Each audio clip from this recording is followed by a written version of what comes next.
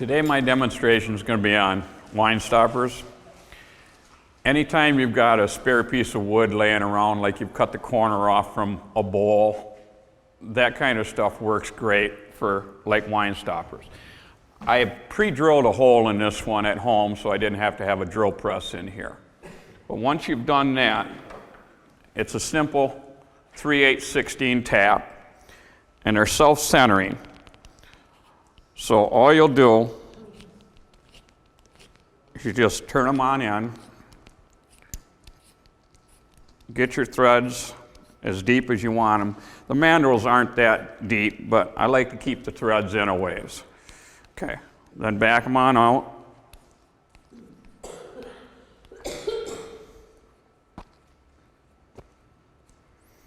This one actually looks like it's drilled crooked, so I'm going to grab a different piece of wood here. Okay. And they will self-center. Try and keep them as straight as possible. This is much better.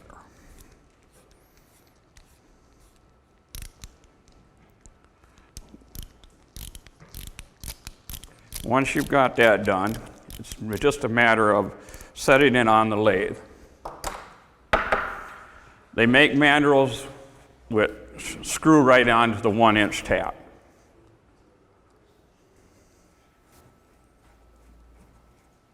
Just a matter of then tighten it on. And the size of this down here is the size of the bottom of your wine stoppers. Now, on my wine stoppers, I try and, first I'll bring them to round, and then I'll cut out a little bit in here on most of them so that you've got something to kind of hang on to pull them out. And then when you come down to the bottoms here, you don't want to make them exactly to that size because the threads on these usually are not true to the threads you're going to put on there. So if you make it size to size, you're going to show a little bit of one way or the other. So I make them a little large and then just kind of round it over a little bit to blend it on in. Or you can go this route to where you just taper everything on up from there, and then you can grab in from this area. So it depends on which way you want to do it. Primarily, when I'm making a stopper, the first thing I want to do is get it to round.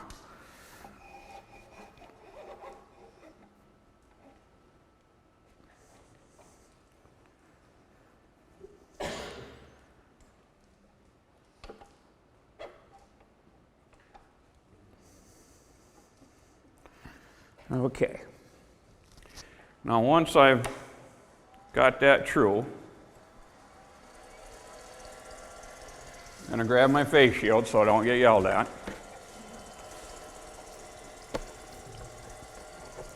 And primarily I just start out with a gouge to get it round first.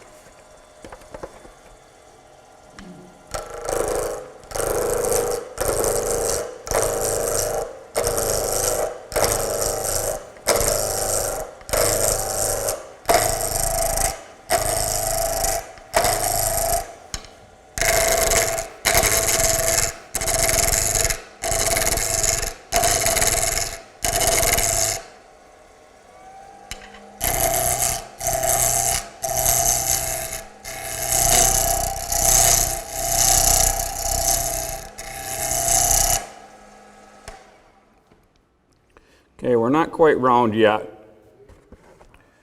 so we'll work it on down a little bit yet.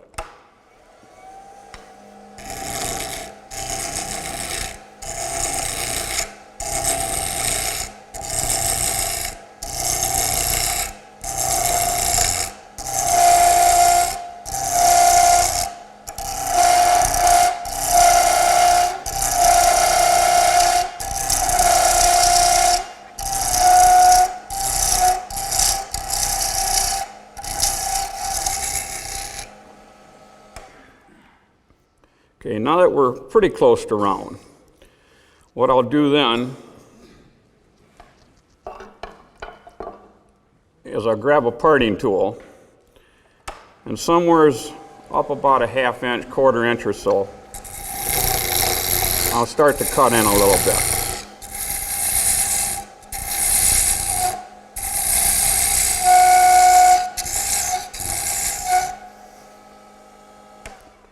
Just to give me the contour that I'm going to have. Now you can either decide to cove that or cut it in kind of straight. On this one, I'm seeing the grain, the way it looks here. I'd kind of like to just kind of cut that on in. So I'm going to probably give it a contour this way and then work my way on down.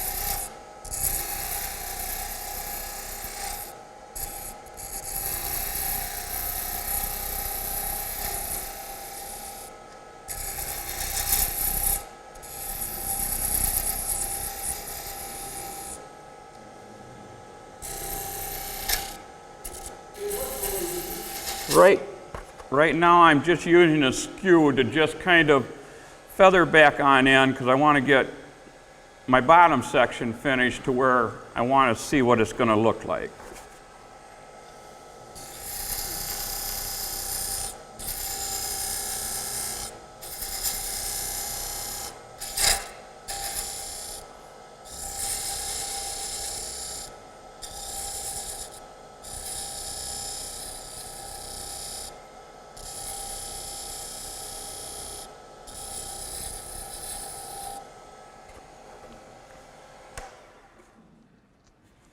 Now, I'm really seeing that I like the way the grain's looking in there. So I'm going to probably pretty much leave that bottom section almost like this to where it just kind of comes up and then back down. But now, like on the bottom, like I said before, I'm going to try and just round it over a little bit so that it's not sharp.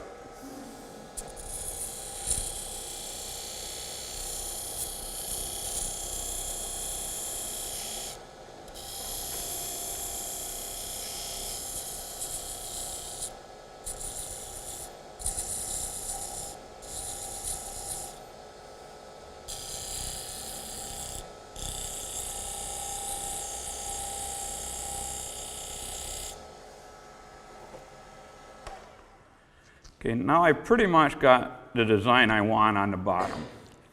Now I'm going to work from there on up. I'm seeing, usually I get a rough idea of what I'm going to want. I'm going to want this to kind of come up to maybe a ball, something like this, because I really like the grain that's in this. So I might come up and I might just cut this straight back on down instead of putting the contours here. Give it a little flat to accent this, and then round off the top.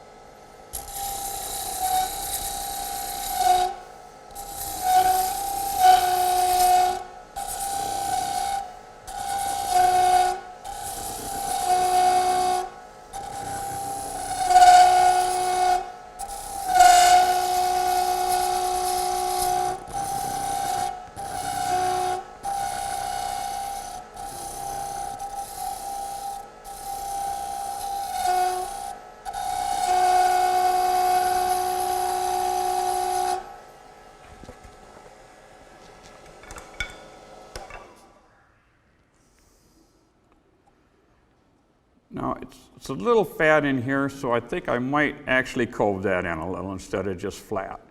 And then we'll work our way on up towards the top.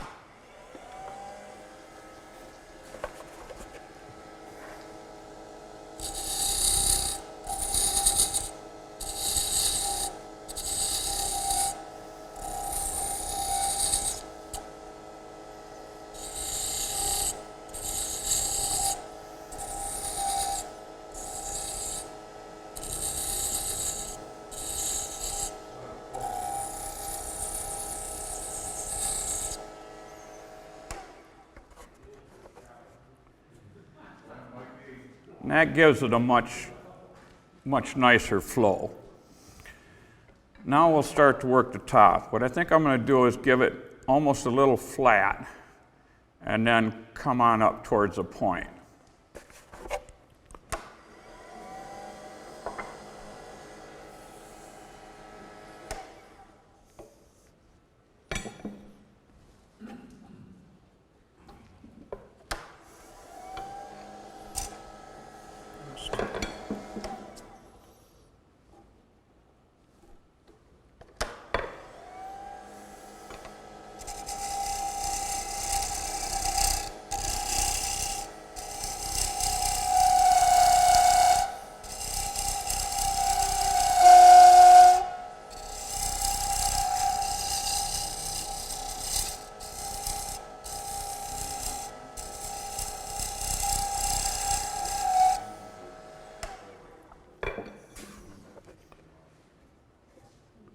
That's given us a nice area in here.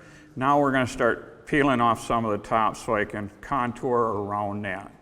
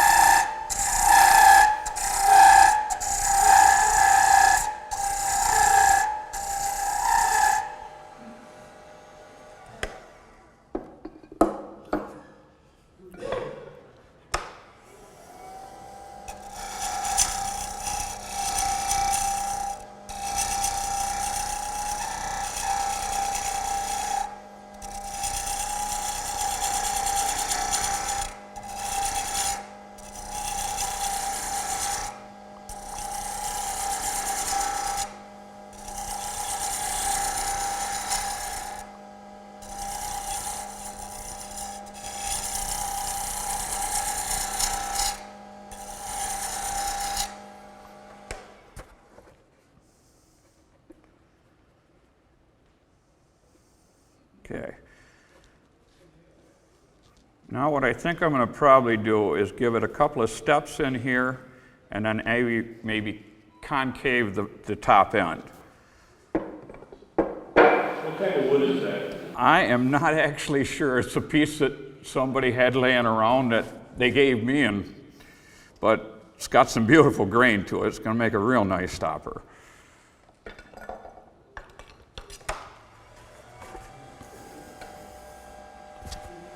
This here is a Robert Sornsby cut-off tool, and I find it makes some very nice detail.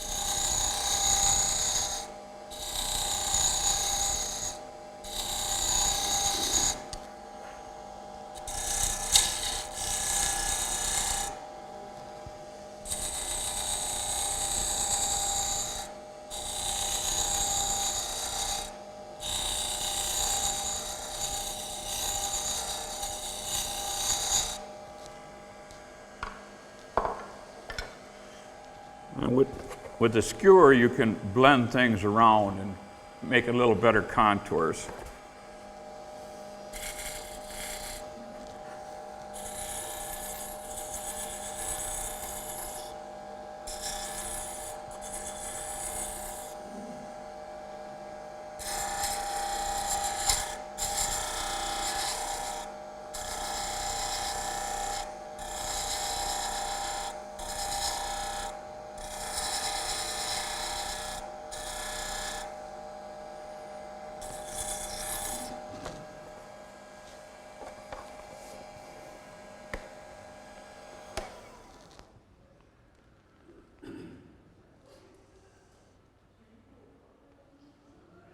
Okay, I think I'm actually going to bring this to a point.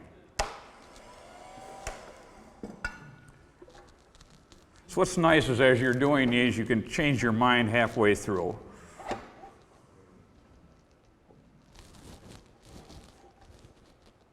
Does that mean it's a female stopper? Yeah, primarily. All right, I'm showing my female side.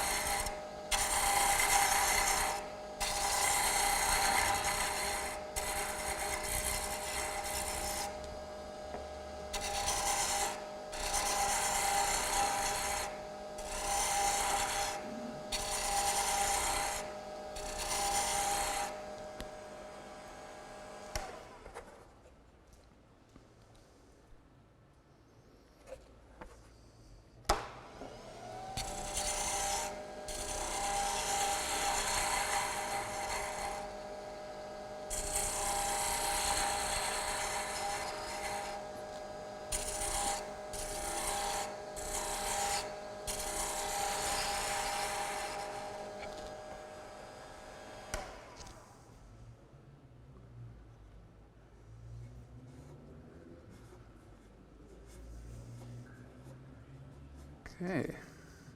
It has actually looked like this piece of wood has cracked, but it will still finish a stopper.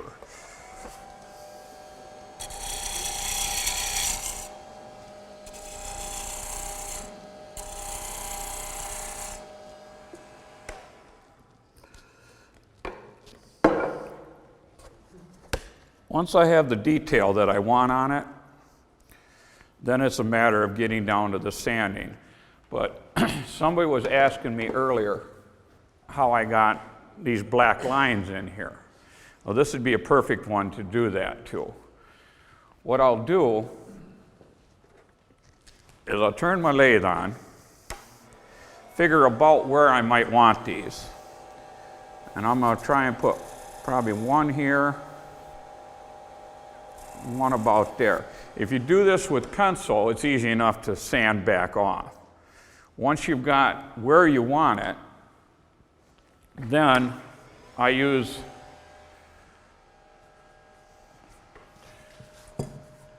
a tool with a little point to it, or you could use the edge of your whatever. And I just put a slight divot into those areas.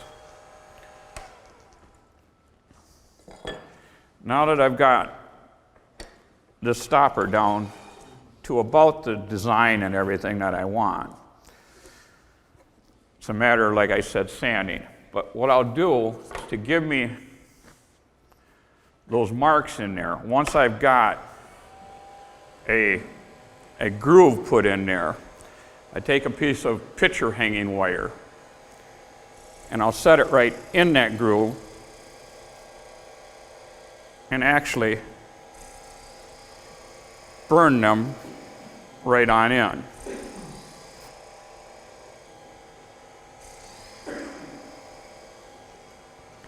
And now they're burned on in.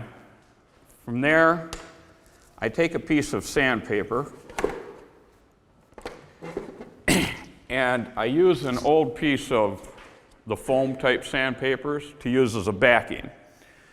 And I'll turn my lathe on and I'll use that as a backing. I start with about 150 and I try to, with that you can work the contours in.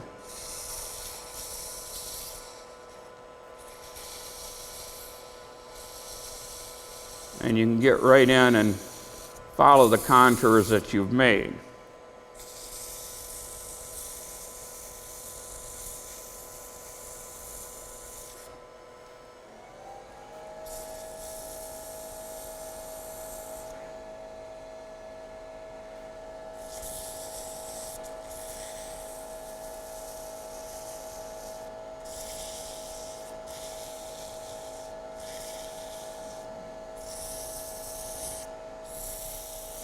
And those black marks will stay in there because they're burned in so deep.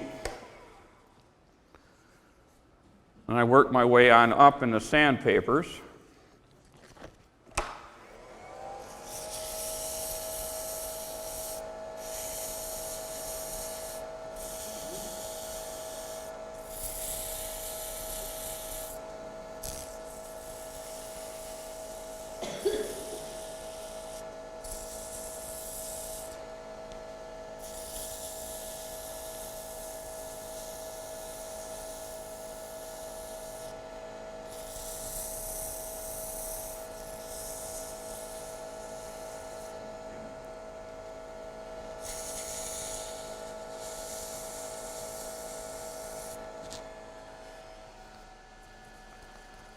I go to 220, then I'll get some 360, and I'll go all the way up to 400.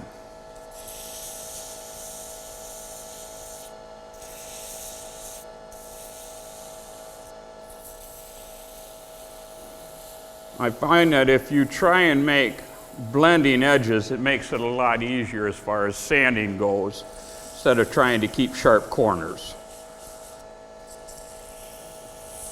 And they're a little easier to handle that way then too.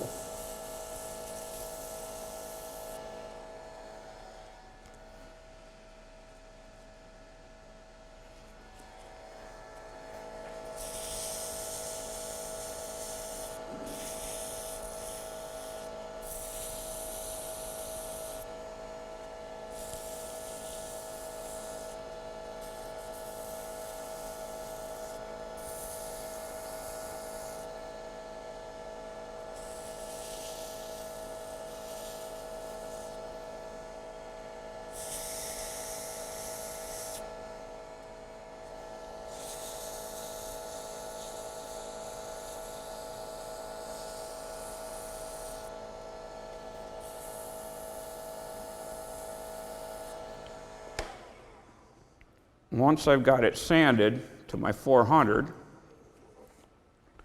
then it's a matter of putting a finish on it. For that, I use the Mylan's high friction polish.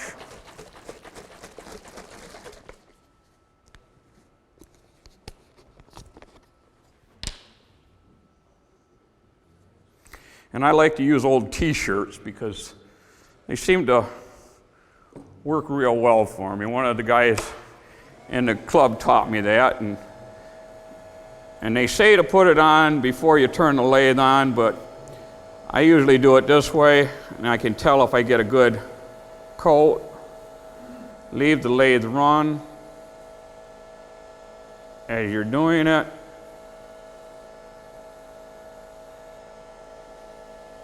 Keep a good firm pressure, and that seems to really high gloss the polish. Then you let it run for a little bit. It doesn't take long for it to dry, and I'll put a couple, 3 coats on.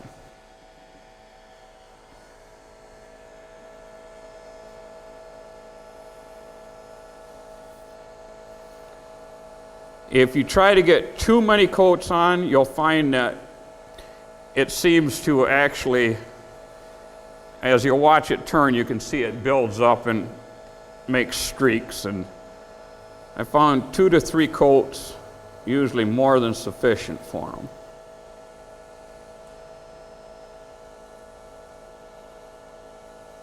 And I primarily, like I said, let the wood decide the final shape.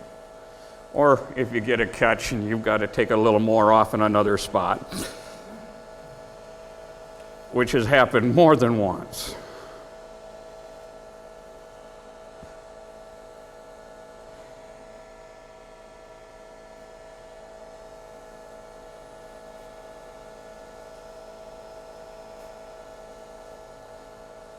Primarily, once you've got the finish on, I let it run for a little bit. You can buy the stopper kits about anywhere. And these are just the inexpensive chromes. They run anywhere from $3.95 to $15, $20 if you get the stainless steel. And all they consist of is a stud that threads in to the bottom half, and it threads into what you've just made. Once it's done, like I said, it doesn't take long to dry.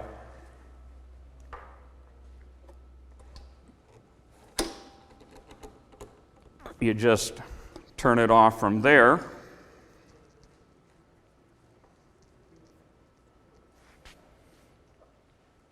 And screw it onto your wine stopper. Sometimes, if the bottoms don't seem to be flat and line up, you can turn the screw into the base a little far, or out of the base a little farther, and it's got a little more play. It will straighten itself around, and then you have the finished product.